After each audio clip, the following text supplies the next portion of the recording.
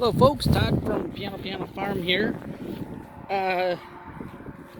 So I wanted to give you a quick update on how this pig moving through the pasture thing is going, and it so far with the out dialing in the results, it's pretty darn positive. So this is where I first put them, and I reseeded this, and look at how much greener the grass is here compared to where they weren't, where I didn't have the pigs out there. So in just a matter of a few months, and this might be a timing thing with the spring, and who knows, I haven't done much research, but what a lush pasture I got. I mean, I got lots of dandelions, but that's okay.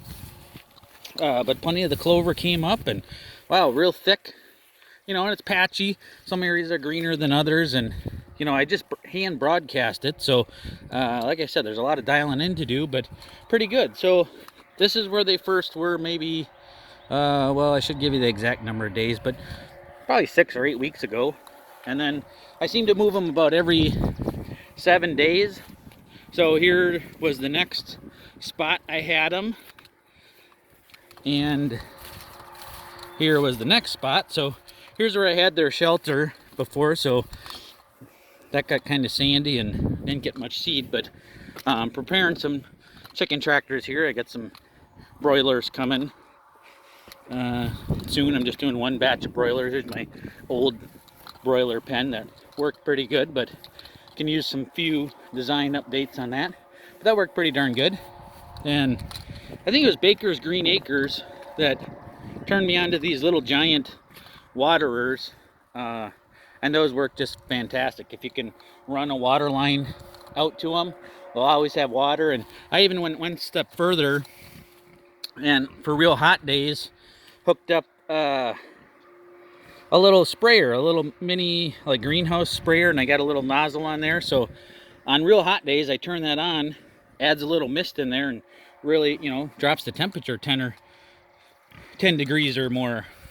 And that works pretty good. So here I purposely kept these batch. These guys are about ready to go to the processor here in about several weeks. Oops, somebody got shocked. But I purposely left them in here for an extra long period of time. I think I'm going to bring over some manure compost and spread it in here. And this soil up here on the top of this pasture has been kind of sandy, and definitely needs a lot more organic matter. But I thought in this corner, since you know my house is right here, so I thought I'd leave them in here and just let them destroy all the grass and let it resprout. They've been in here 3 weeks or so.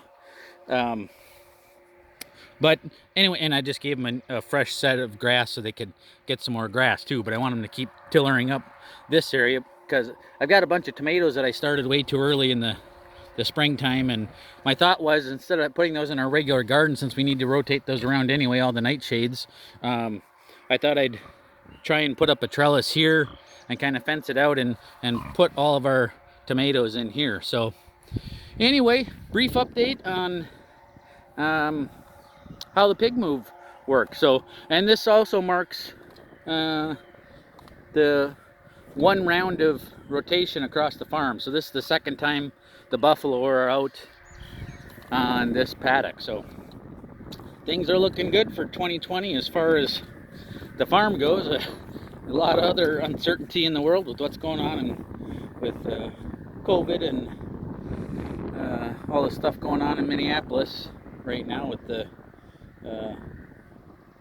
police and all the protests. So crazy uncertain times, but life here on the farm is relatively good. So all right folks, stay safe, be good to one another, and we'll catch you next time.